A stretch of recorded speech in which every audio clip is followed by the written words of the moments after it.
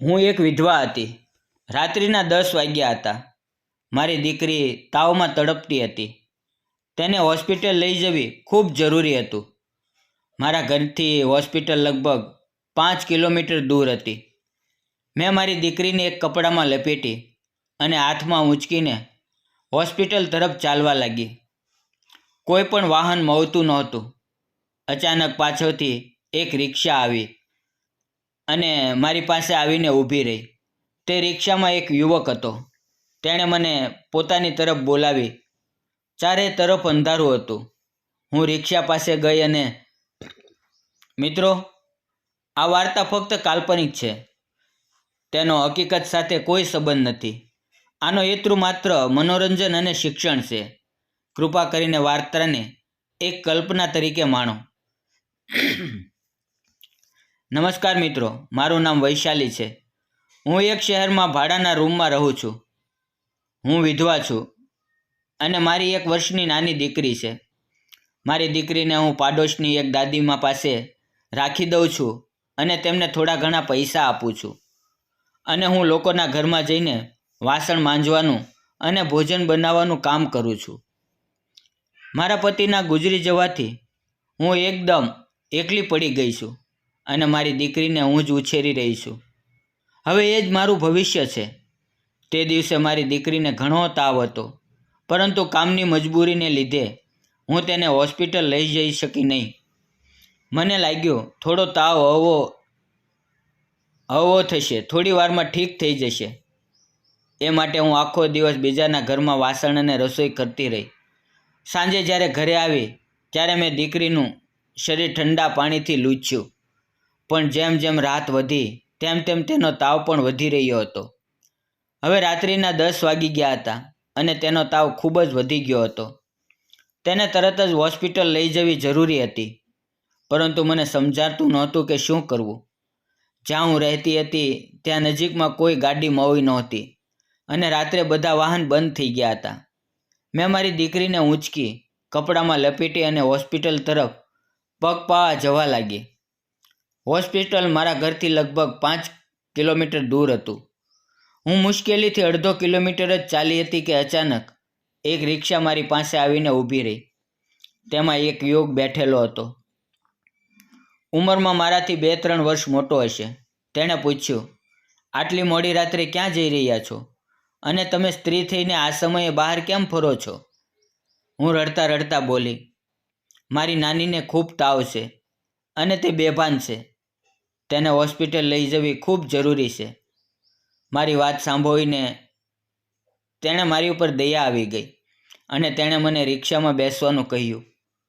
હું દીકરીને લઈને રિક્ષામાં બેસી ગઈ અને થોડા સમયમાં તે મને નજીકની હોસ્પિટલમાં લઈ ગયો. તેની ડૉક્ટર સાથે ઓળખાણ હતી, એટલે સીધા ડૉક્ટર પાસે લઈ ગયો અને ડૉક્ટરે તરત જ સારવાર શરૂ કરી. ડૉક્ટરે મારી ઉપર ખૂબ ગુસ્સો કર્યો. મને કહ્યું, આટલા નાના બાળક પર ધ્યાન આપવું ખૂબ જરૂરી છે. તેમનું જીવન બહુ નાજુક હોય છે. એટલો બધો તાવ હોવા છતાં સવારથી હજુ સુધી કંઈ નથી કર્યું. ડૉક્ટર સાચું બોલતા હતા. દીકરી પર ધ્યાન આપવું જોઈએ, પરંતુ મારી મજબૂરી હતી, કારણ કે હું રોજ કમાઈને જ મારું અને મારા દીકરીનું પેટ ભરું છું. મારા માટે કોઈનો સહારો નહોતો. હું બહાર બેન્ચ પર બેઠી હતી અને એ રિક્ષાવાળો, જે મારી સાથે ઓળખાણનો પણ નહોતો, તે પણ મારી સાથે બેઠો હતો. તેણે મારું નામ પૂછ્યું અને હું ક્યાંથી આવું છું તે પૂછ્યું. ત્યારે મેં તેને કહ્યું, હું અહીં શહેરમાં જ રહું છું. વાસણ માંજવાનું અને રસોઈ બનાવવાનું કામ કરું છું. હું વિધવા છું. મારી વાત સાંભળીને તેને ખૂબ દુઃખ થયું. હું રડી રહી હતી અને તેનો વારંવાર આભાર માનતી હતી. ડૉક્ટરે મારી દીકરીને સેલાઈન લગાવી અને દવાઓ શરૂ કરી. રિક્ષાવાળો લગભગ 1 કલાક મારી સાથે રહ્યો અને પછી બોલ્યો, હવે હું જાઉં છું. મેં મારા પર્સમાંથી થોડા પૈસા કાઢીને તેને આપવા લાગી, પરંતુ તેણે પૈસા લેવાની સાફ ના કરી દીધી અને ત્યાંથી ચાલ્યો ગયો. મેં ફરીથી તેનો આભાર માન્યો. તેના ગયા પછી મને યાદ આવ્યું કે મેં તો તેનું નામ જ ના પૂછ્યું. થોડા સમય બાદ ડૉક્ટરે મને દીકરી પાસે જવાની પરવાનગી આપી અને હું આખી રાત તેની પાસે બેસી રહી. સવારે લગભગ 9 વાગ્યે એ જ રિક્ષાવાળો ફરી હોસ્પિટલ આવ્યો. હું દીકરીની પાસે બેઠી હતી અને તેને જોઈ મને ખૂબ આશ્ચર્ય થયું. તે અંદર આવ્યો અને પૂછ્યું, હવે તમારી દીકરી ઠીક છે? મેં સ્મિત કરીને કહ્યું, હા, હવે ઠીક છે. અને ફરી મેં તેનો આભાર માન્યો. તે બોલ્યો, આભાર શેનો? આવી બાબતોમાં આભાર નથી માનતા. અને પછી અમે વાતચીત કરવા લાગ્યા. મેં સૌથી પહેલાં તેનું નામ પૂછ્યું. તે બોલ્યો, મારું નામ વિશાલ છે. હું ગામડાનો રહેવાસી છું. અહીંયા રિક્ષા ચલાવું છું. એકબીજાની મદદ કરવી એ તો ઇન્સાનિયત છે.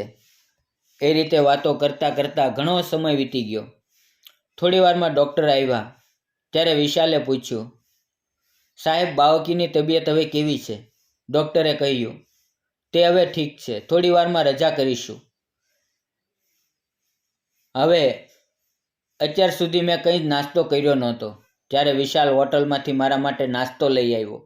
હું એને જોતી જ રહી ગઈ અને મનમાં વિચારતી રહી, આ વિશાલ કોણ છે? મારા માટે આટલું બધું કેમ કરી રહ્યો છે? મેં તેને લાવેલો નાસ્તો ખાધો. થોડી વાર પછી ડૉક્ટરે કાઉન્ટર ઉપર બોલાવ્યા. તેણે 4500નું બિલ બનાવ્યું. તે જોઈને હું ચોંકી ગઈ. મારી પાસે પૈસા તો હતા પણ બધા ઘરે જ મૂકેલા હતા. મારી પાસે ફક્ત 2000 જ હતા. હવે મને સમજાતું નહોતું કે શું કરવું. વિશાલ ત્યાં જ હતો. મેં તેને કહ્યું, મારા પૈસા ઘરે રહી ગયા છે. અત્યારે મારી પાસે ફક્ત 2000 છે. તમે મને ઘરે મૂકી આવશો? હું ઘરે જઈને પૈસા લઈ આવું. તેણે પૂછ્યું, કેટલા પૈસા ઓછા પડી રહ્યા છે? મેં કહ્યું, ડૉક્ટરને કહીને મેં 500 ઘટાડ્યા છે. હવે 4000 ભરવાના છે. ત્યારે વિશાલે પોતાના ખિસ્સામાંથી 2000 કાઢ્યા અને મારા 2000 સાથે ભેગા કરીને 4000 બિલમાં ભરી દીધા. પછી તે બોલ્યો, બાળકીને તેડીને રિક્ષામાં બેસી જાઓ. અમે બંને રિક્ષામાં બેઠા. વિશાલ રિક્ષા ચલાવી રહ્યો હતો અને હું આખા રસ્તે એ વિશે વિચારી રહી હતી. તે પણ ક્યારેક રિક્ષાના કાચમાંથી મારી તરફ જોઈ લેતો. હું દેખાવમાં સુંદર અને યુવાન હતી અને વિશાલ પણ ઊંચો, સુંદર અને યુવાન હતો. હું એને રસ્તો બતાવતી હતી અને થોડા સમયમાં અમે મારા ભાડાના ઘરે પહોંચી ગયા. તેણે ઘર આગળ રિક્ષા ઊભી કરી. હું ઉતરી અને એને અંદર આવવાનું કહ્યું, પણ તેણે કહ્યું, હું જલ્દીમાં છું, પછી ક્યારેક આવું છું. મેં એને 5 મિનિટ રોકાવાનું કહ્યું. હું જલ્દીથી અંદર ગઈ. દીકરીને ખાટલા પર સુવડાવી અને 3000 રૂપિયા લઈને બહાર આવી જેથી તેને પૈસા આપી શકું. પરંતુ વિશાલે પૈસા લેવાની ફરીથી ઇનકાર કરી દીધો અને કહ્યું, રહેવા દો.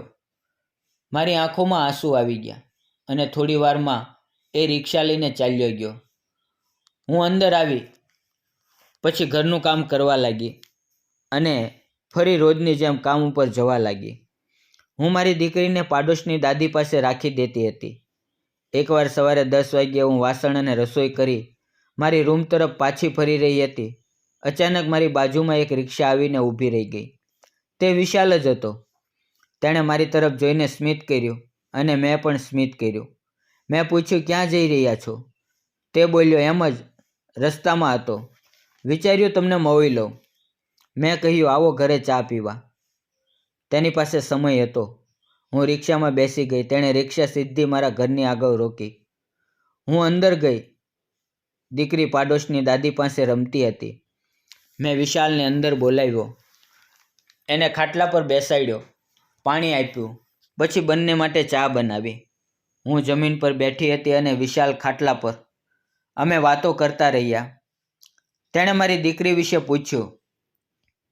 મેં કહ્યું, તે હવે સંપૂર્ણ ઠીક છે અને ખુશીથી રમે છે. પછી મેં એની વાતો જાણી અને વિશાલ બોલ્યો, હું ગામનો રહેવાસી છું. ગ્રેજ્યુએશન કર્યું છે. અહીંયા રિક્ષા ચલાવું છું. માતા પિતા ગામડે રહે છે અને થોડીક ખેતી કરે છે અને મારા માટે હવે છોકરી જોવાનું ચાલે છે. ચા પૂરી થઈ. મેં કહ્યું, તમે ભોજન કરવા સાંજે આવશો? એ બોલ્યો, જરૂર નથી, પણ મેં આગ્રહ કર્યો. એ બોલ્યો, સાંજે 7 વાગ્યે આવીશ. પણ મેં કહ્યું, એ સમયે હું કામ ઉપર હોઉં છું, તમે 8 વાગ્યા પછી આવો. એ રાજી થયો અને હા કહી. તે દિવસે હું ખૂબ ખુશ હતી. બધા કામ પૂરા કરીને 7:30 વાગ્યે ઘરે આવી ગઈ અને વિશાલ માટે ભોજન બનાવ્યું. 8 વાગ્યે બધું તૈયાર હતું. મેં રૂમ સાફ કર્યો. 8:30 વાગ્યે વિશાલ આવ્યો. મેં એને પાણી આપ્યું, તેણે હાથ પગ ધોયા અને પછી મેં ભોજન પીરસ્યું. અમે બંને સાથે બેઠા વાતો કરતાં કરતાં ખાવાનું પૂરું કર્યું. તે પછી વિશાલે મારા હાથમાં એક નાનું પેકેટ મૂક્યું. મેં પૂછ્યું, આ શું છે? એ બોલ્યો, તમે જાતે જ ખોલીને જુઓ. મેં ખોલ્યું તો તેમાં મારી દીકરી માટે નાની પાયલ હતી. મારી આંખોમાં આંસુ આવી ગયા, કેમ કે મારી આર્થિક સ્થિતિ એટલી નબળી હતી કે હું દીકરી માટે પાયલ હજુ સુધી ખરીદી શકી નહોતી. વિશાલનો મારી દીકરી પ્રત્યેનો લાગણીભર્યો સ્નેહ જોઈને હું ભાવુક થઈ ગઈ. મારી આંખોમાંથી આંસુ વહેવા લાગ્યા અને હું અચાનક એના ગળે લાગી ગઈ ને જોરથી રડવા લાગી. વિશાલ મારી પીઠ ઠપકાવતો રહ્યો અને મને સાંત્વના આપતો રહ્યો. એ પછી એ બોલ્યો, તમે એટલા કેમ રડી રહ્યા છો? મેં કહ્યું, વિશાલ, આપણો સંબંધ શું છે? તમે મારા કોણ છો? તમે મારી દીકરી માટે એટલું બધું કર્યું શા માટે? એ બોલ્યો, જ્યારે મેં તમને પહેલી વાર જોયા હતા ત્યારે જ લાગ્યું કે કોઈ પોતાનું મળી ગયું છે. તમને જોઈને મદદ કરવાની ઈચ્છા થાય છે.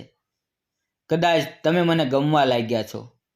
મારું મન તમારાથી જોડાઈ ગયું છે. મને તમે પ્રિય લાગી રહ્યા છો. તેના આ શબ્દો સાંભળીને હું ચોંકી ગઈ. હું વિધવા હતી, મારી નાની દીકરી હતી અને એ મને પ્રેમની વાતો કરતો હતો. એણે મારો હાથ પોતાના હાથમાં લીધો, મારા હાથ પર હળવું ચુંબન કર્યું અને પૂછ્યું, જો તમારી ઈચ્છા હોય તો શું આપણે લગ્ન કરી શકીએ? મારી આંખોમાં ફરી આંસુ આવી ગયા. એ રીતે અમુક દિવસો અમે મળતા રહ્યા, એકબીજાને સમજતા રહ્યા. વિશાલ મને ખૂબ ચાહતો હતો. થોડા સમયમાં અમે લગ્ન કરી લીધા. વિશાલે મારી દીકરીને પણ સંપૂર્ણ સ્વીકારી લીધી.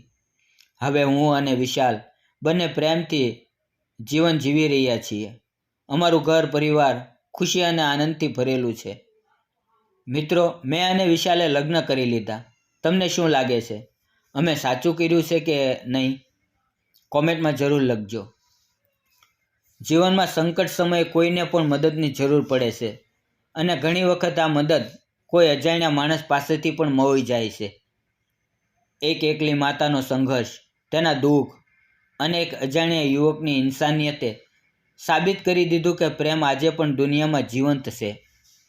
અને આપણને ક્યારેય ભૂલવું ના જોઈએ કે કોઈના દુઃખની મજાક ના ઉડાવવી જોઈએ, કેમ કે આપણી નાની મદદ કોઈના જીવનની આશા બની શકે છે.